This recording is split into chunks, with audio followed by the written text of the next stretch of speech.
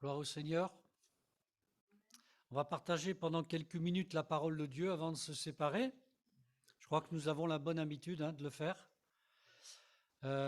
Et la parole de Dieu nous dit, la parole de Dieu, que c'est une nourriture pour notre âme. Alléluia. L'homme ne vivra pas de pain seulement. Vous aimez le pain ou pas? Bon, quand il est bon, hein. Oui, mais quand il sort du four, mais quand il a été fait dans les règles de l'art. Hein. Aujourd'hui, pour trouver du bon pain, c'est pas toujours évident. Et quand on a une bonne adresse, vous savez, il y a un repère, c'est quand il y a la queue. Hein. Voilà. Alors, ce soir, je voudrais en fait continuer une série que nous avons commencé, alors non pas ici, mais à Vienne. Donc, c'était vendredi dernier, je crois, pour parler de la vie de prière. Et donc, nous nous sommes basés pour cette début de méditation sur Matthieu chapitre 6.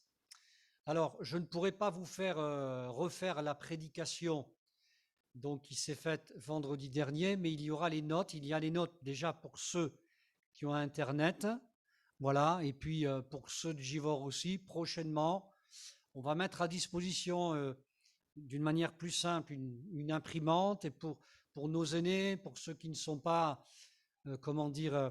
habitués à Internet, eh bien, on va essayer aussi de temps en temps, s'ils le désirent, de leur sortir, voilà, prédication de Robert ou de ceux qui passeront ici, voilà, etc. Voilà. Il y a ceux qui de Givor viennent aussi le vendredi ou entendent le vendredi, donc ils peuvent aussi euh, avoir les notes de prédication. Donc simplement vous dire que dans cette première partie qui essayait de répondre à comment prier, eh bien, nous avons décrit notamment, principalement, quatre attitudes pour prier. Voilà, j'en dis pas plus parce que je vais déjà passer à la suite, je suis désolé. Mais voilà, donc si vous avez l'occasion de retrouver les liens sur WhatsApp, etc., les mails, si vous ne les avez pas, ben vous demandez aux frères, je pense plutôt à Christian, hein, voilà, de retrouver les liens ou à Gabriel, peut-être aussi, je sais qu'il est un petit peu versé dans ces choses, il pourra vous donner la première partie. Alors, simplement, dans cette deuxième partie, nous nous arrêterons donc dans Matthieu, chapitre 6, mais cette fois à partir du verset 9 à 15. Donc, c'est encore la direction. Voici comment vous devez prier. Alors là, vous savez qui parle? Alors, pas celui qui parle maintenant, mais celui qui parle dans le texte. C'est Jésus. Donc là, on est bon, hein, on est sûr de ne pas se tromper. Voici comment vous devez prier. Notre Père qui es aux cieux, que ton nom soit sanctifié, que ton règne vienne, que ta volonté soit faite sur la terre comme au ciel. Donne-nous aujourd'hui notre pain quotidien, pardonne-nous nos offenses, comme nous pardonnons aussi, voilà, à ceux qui nous ont offensés. Ne nous induis pas en tentation, mais délivre-nous du malin. Car c'est à toi qu'appartiennent dans tous les siècles le règne, la puissance et la gloire. Amen. Voilà, je vais m'arrêter là pour cette lecture. Et on va simplement s'arrêter sur le verset 9. Et peut-être, Dieu voulant, on ira plus loin après. Des fois, on dit qu'on fait des séries, des fois, ça va pas plus loin, des fois, ça va plus loin. C'est le Saint-Esprit qui décide. Donc, le verset 9. Voici comment vous devez prier. Notre Père qui êtes aux cieux, que ton nom soit sanctifié. On verra juste notre Père qui êtes aux cieux. En fait, comment devons-nous prier plus exactement d'après ce premier extrait de verset, du verset 9, c'est plutôt qui devons-nous prier? Mais ça fait partie de la grande question, comment devons-nous prier? Parce que la prière appelle à prier quelqu'un, et pas une chose, mais quelqu'un, une personne. Même les non-chrétiens prient. Vous savez ça?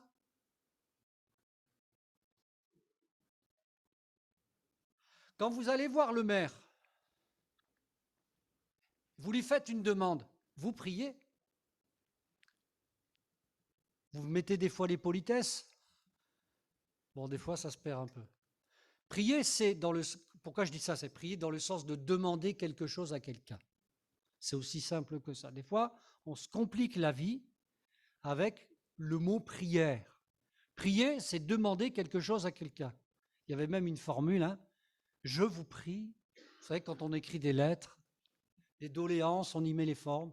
Je vous prie, veuillez agréer. Toi, ça se dit plus trop ça. On y met les formes, hein, pour que notre message, notre prière, notre demande passe. Alors des fois, ça passe pas. À la grande différence avec la prière adressée à Dieu plutôt qu'aux hommes, alors lui, il l'entend. C'était important de dire que la prière du chrétien, que celui qui veut prier Dieu, sache qui il prie, à qui il doit s'adresser. Notre Père,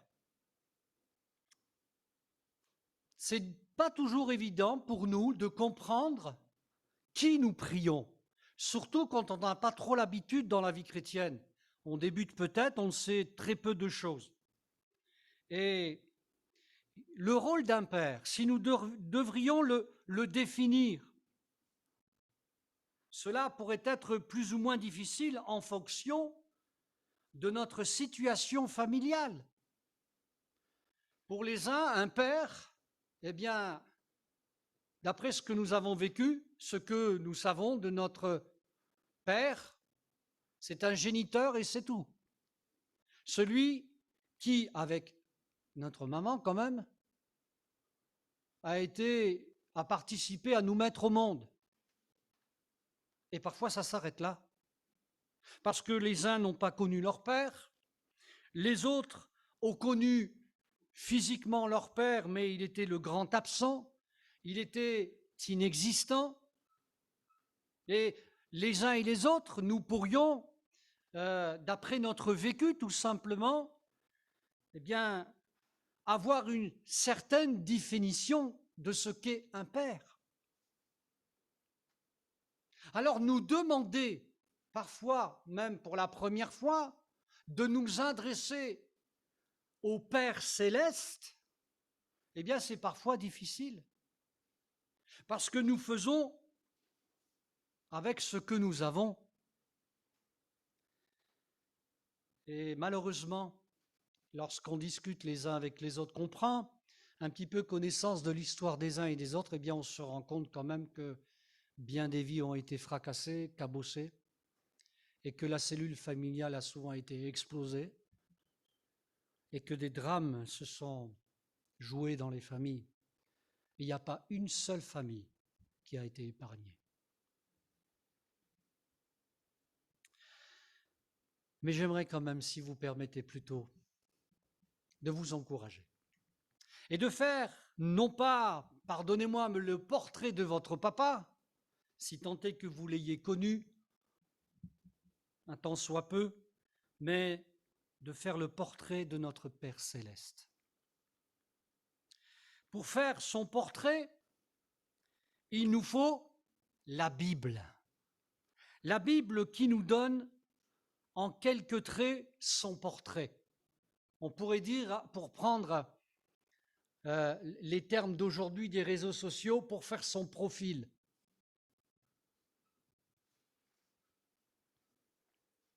Toutefois, pour ne pas être trop long, bien sûr, nous serons obligés j'aimerais limiter notre recherche à l'expression qu'on trouve dans la Bible, Père céleste. Père céleste. Vous conviendrez bien sûr que ce que je vais dire ne sera pas complet.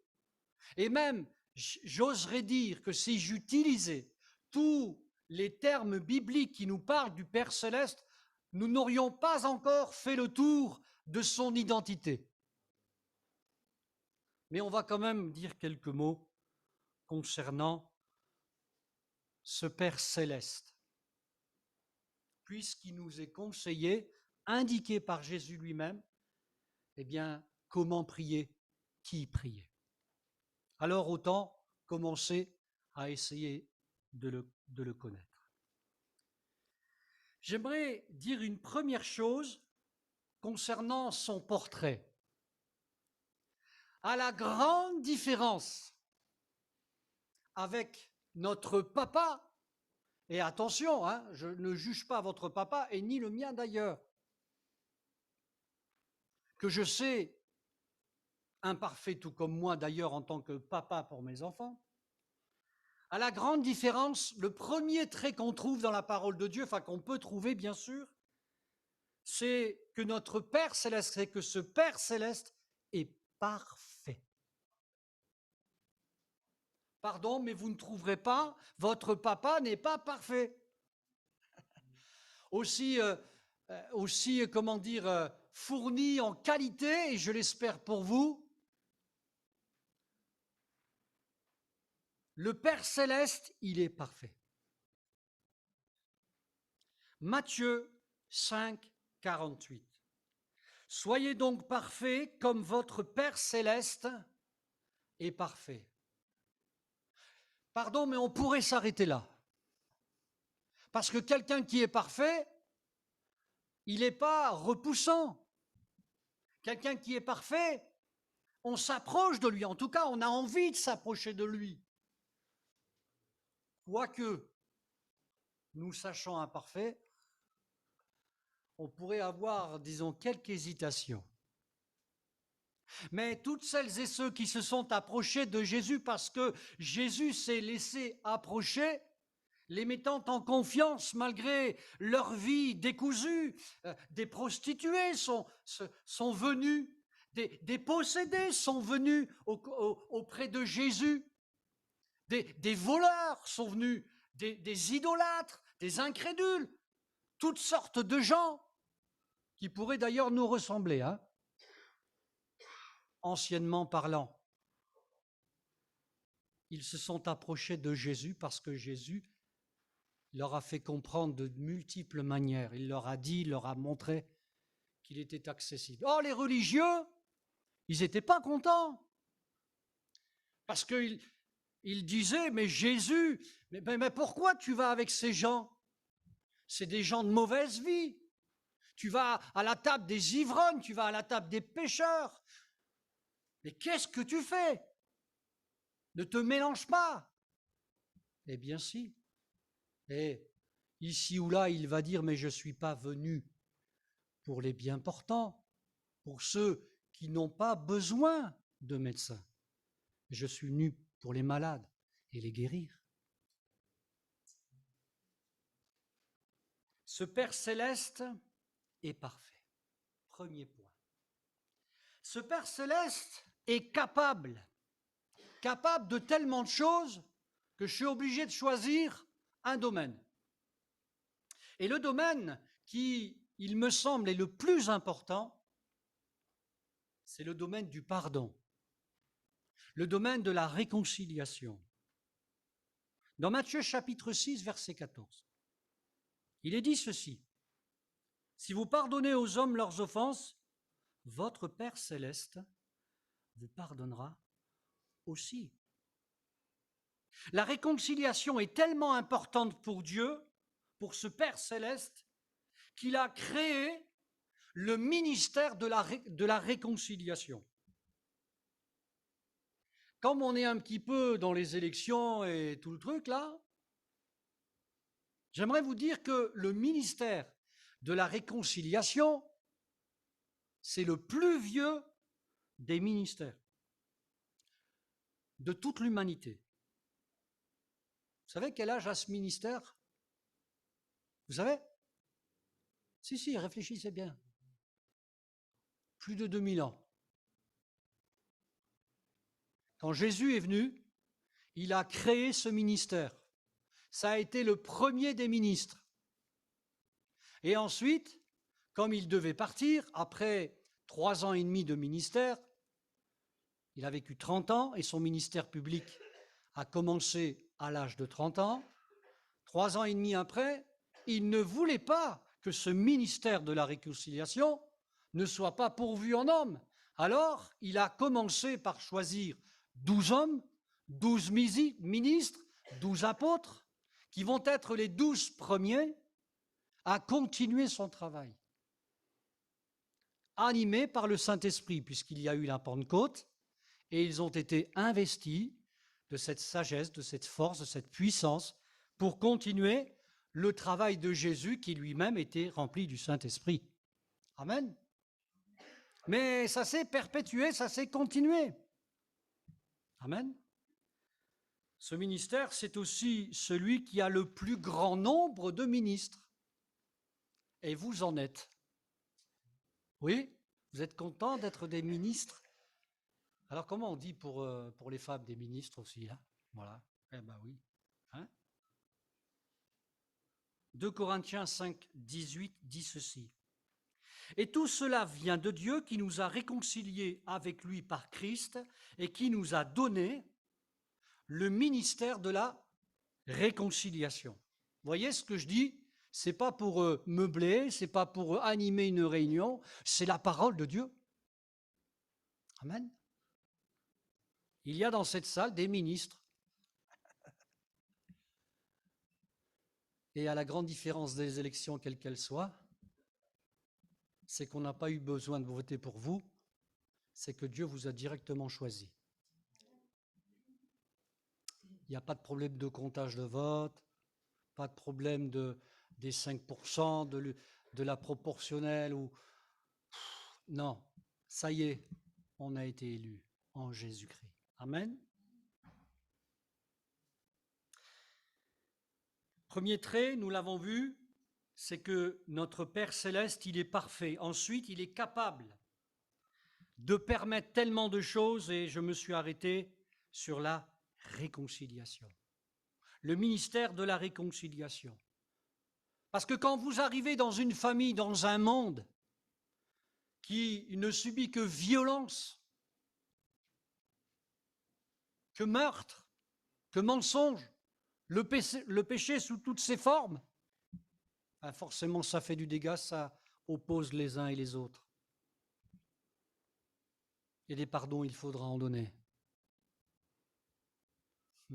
Parce que des coups, il s'en est donné. Des guerres, il y en a eu, des conflits, il y en a eu. Et seul, mon Dieu, mon Père céleste est capable de restaurer une famille, de restaurer un cœur, un homme envers sa femme, la femme envers son mari, un enfant envers son père envers son enfant, et toutes sortes de situations. Amen. Que Dieu soit béni. Ce Père céleste, encore une fois, permettez-moi de continuer.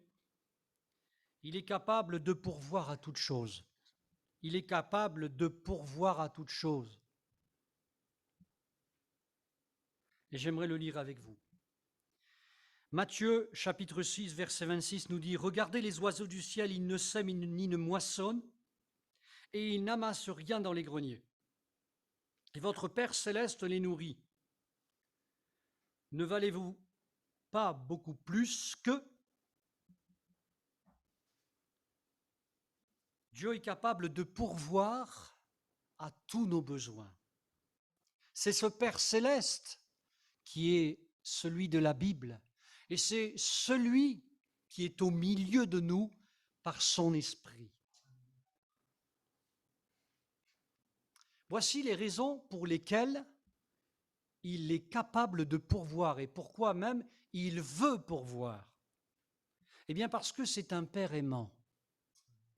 C'est un Père qui vous aime. C'est un Père qui aime ses enfants et qui le prouve. En aimant plus que la nature, vous avez remarqué que dans ce texte, il utilise la nature et il dit « regarde, vois, observe ». Il y a un proverbe qui nous dit qu'il faut se laisser enseigner par la nature. Par exemple, les fourmis qui amassent, qui travaillent avant que l'hiver n'arrive, ne sont jamais pris au dépourvu. Ok? Mais nous, il ne nous dit pas la même chose. Il nous dit que lui-même pourvoira. Parce que c'est un Père aimant. C'est un Père aimant. Il nous aime plus que la nature, aussi belle et impressionnante soit-elle. Il nous aime plus que la nature, parce que la nature, il l'a créée pour nous et pour sa gloire. Et c'est à nous de rendre gloire à Dieu, si tant est que nous observions sa nature. Pour d'autres, la nature, c'est un Dieu. Mais il ne glorifie pas Dieu. Il glorifie Mère Nature. Ou je ne sais pas quoi. Il y en a même qui embrassent les arbres. Bon. Dans Luc chapitre 11, verset 13, il est dit ceci.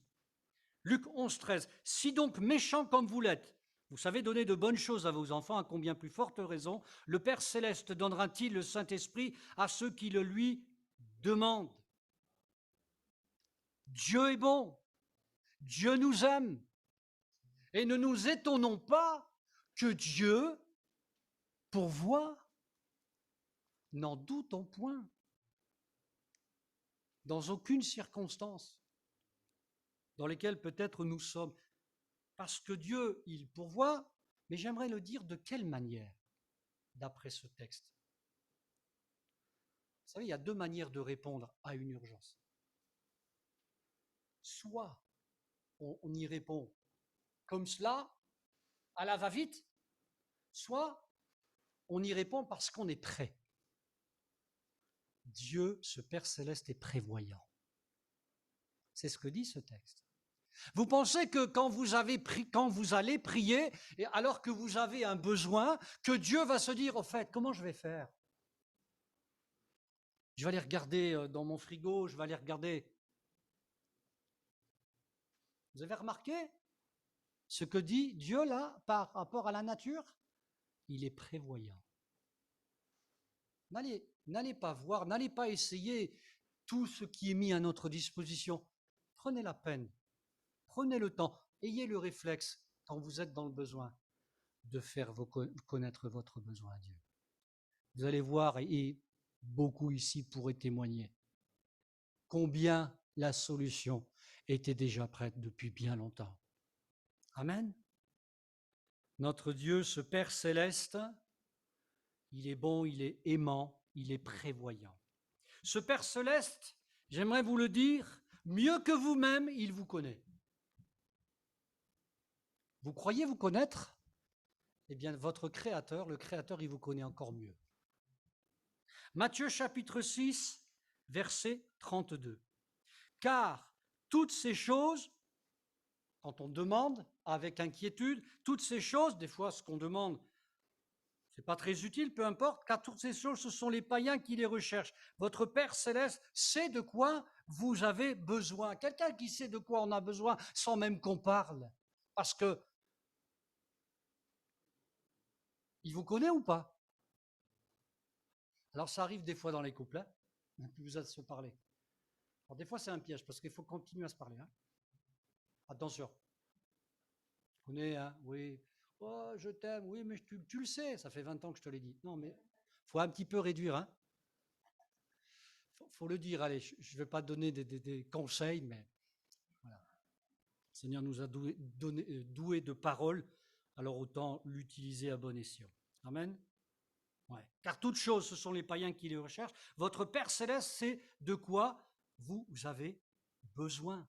On trouve dans la Bible des déclarations qui confirment cette vérité, que Dieu nous connaît vraiment. Et j'aimerais vous les lire. Jérémie 1,5. Avant que je t'eusse formé dans le ventre de ta mère, parce que jusqu'à présent, par complications, on est des fois sortis, mais c'est quand même comme ça, je te connaissais. Avant que tu ne fusses sorti de son sein, je t'avais consacré. Je t'avais établi prophète des nations, pour Jérémie notamment. Alors, non seulement il nous connaissait avant, mais il savait ce que nous allions, il savait ce qu'il allait devenir. C'est extraordinaire ça. On peut en faire longtemps, nous? Non, je ne crois pas. Nous, il faut qu'on attende que le temps passe et après on écrit nos mémoires.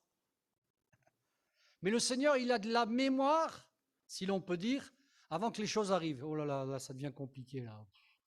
Ça dépasse notre entendement. Ça dépasse notre entendement. Mais Dieu nous connaît comme ça. Il nous connaît parfaitement. Je disais tout à l'heure qu'il est parfait, alors forcément, c'est logique de dire qu'il nous connaît parfaitement. Dans les moindres détails, chaque cellule est connue de notre Père céleste. Hein, il dit. T'es d'accord? C'est bien. Quand il le dit, par exemple, hein, voilà, on a lu ce texte, quand il le dit aussi à son peuple, il connaît non seulement chacun de ses enfants, chacune, mais il connaît aussi son peuple.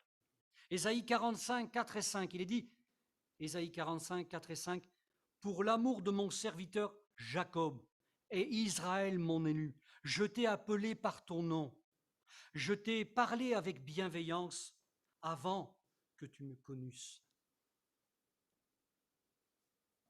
Vous savez, le peuple d'Israël, à un moment donné, il était tombé dans l'orgueil quand justement du temps de Jésus, ça se voit dans les paroles. Ouais, mais nous, on a reçu en gros les oracles, nous, on est de Moïse. Mais Jésus les connaissait parfaitement. Quand ils étaient hypocrites, il leur a bien dit les choses, parce qu'il est la vérité. Eh oui. Dieu connaissait son peuple d'Israël avant qu'il n'existe.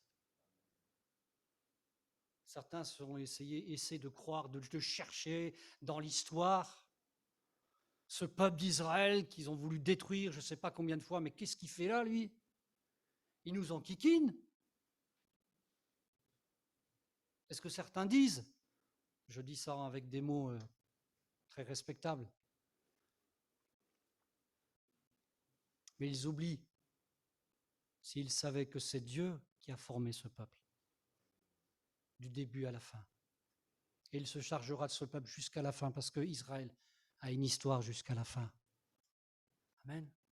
Et la Bible nous dit même qu'il nous faut prier pour le peuple juif, parce que c'est lui qui a reçu les oracles de Dieu. Cela ne fait pas d'eux un peuple supérieur, non, mais il est important que nous sachions d'où nous venons, que nous n'oublions pas de qui et comment nous avons reçu la foi. Et le peuple juif a été porteur des oracles de Dieu.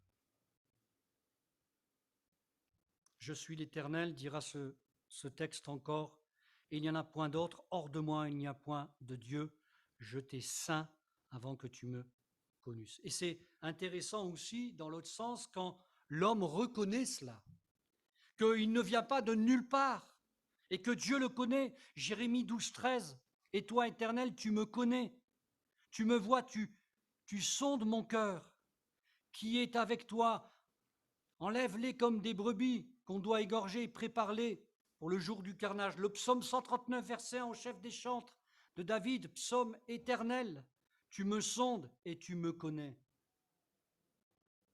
Nous, des fois, on a du mal à savoir ce qui se passe à l'intérieur. Mais lui, il est capable, sa parole est capable de faire discerner, de faire la différence entre jointure et moelle. C'est extraordinaire. Il nous connaît. Et si nous, on sait ça, si nous, on croit ça, je peux vous garantir que notre vie chrétienne va prendre une toute autre tournure. Parce que justement, on va le laisser nous sonder. On va le laisser nous accorder sa grâce jusque dans les entrailles de notre âme, si je puis m'exprimer ainsi. Je conclurai en disant ceci, ce Père céleste, en résumé, est donc proche de nous. Il est proche de nous. Certains cherchent la vie aux confins des étoiles, et ça fait longtemps que lui, il a fait le chemin inverse. Et c'est comme si il attendait les hommes, et certains qui sont partis sur la Lune et je ne sais pas où, et lui, il est là, depuis 2000 ans, offrant sa vie, ses mains percées, son côté transpercé. Et il attend. Et il annonce à travers ses serviteurs et ses servantes la bonne nouvelle de l'Évangile, qui pourrait être résumée sur un point: ce Père céleste, il est donc proche, proche de nous. Il ne fait aucun doute, malgré que ce Père céleste soit aux cieux, qu'il est proche de nous. Et oui. Alors, la question est importante que je vais poser maintenant. Alors, voulons-nous faire de ce Père céleste notre Père céleste? Ce qu'il est dit dans cette prière indiquée par Jésus, notre Père. Supposons que ce n'est plus un inconnu, en tout cas en partie. Voulons-nous de ce Père céleste? La seule manière de se faire, c'est de croire tout ce qui a été dit ce soir à son sujet, sans restriction. Qu'il nous aime, qu'il prend en charge tous nos besoins, qu'ils soient matériels, spirituels, physiques, psychologiques, que sais-je, ce que je pourrais rajouter sur la liste. Croire qu'il est proche de nous, croire qu'il nous connaît parfaitement, croire qu'il est parfait, que jamais en lui nous ne trouverons une fraude, un seul péché, un seul mensonge, une seule faille.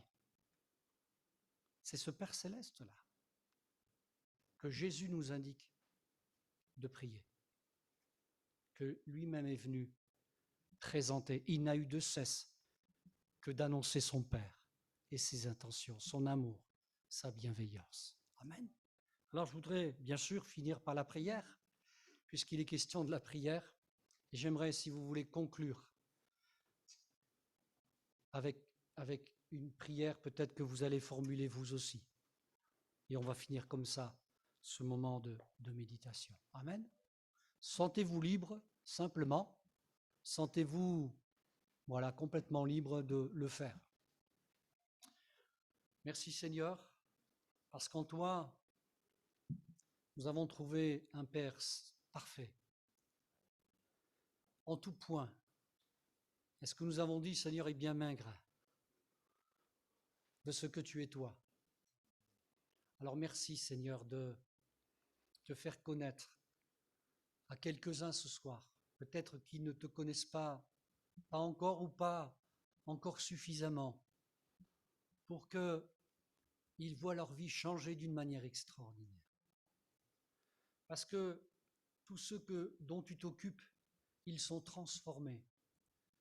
Ils passent de la mort à la vie, des ténèbres à la lumière. Ils passent des angoisses à la paix. Ils passent, Seigneur, des problèmes avec un appui pour résoudre les problèmes. Ils passent de pauvres à riches. Ils passent d'ignorants à instruits dans les voies de Dieu. Tout ça, c'est toi qui le fais, uniquement toi. Et nous avons raison de te prier comme tu nous l'as indiqué, de prier notre Père céleste qui est si proche de nous. Il est même si proche qu'il est au milieu de nous. Que chacun et chacune ce soir se sente aimé de Dieu, se sente ayant de l'importance, une grande importance pour Dieu. Merci pour ta parole que tu nous as laissée, qui est pour nous une encre, un encouragement permanent tant que nous l'ouvrons. Au nom de Jésus. Voilà, si quelques-uns veulent prier, faites-le simplement en remerciement.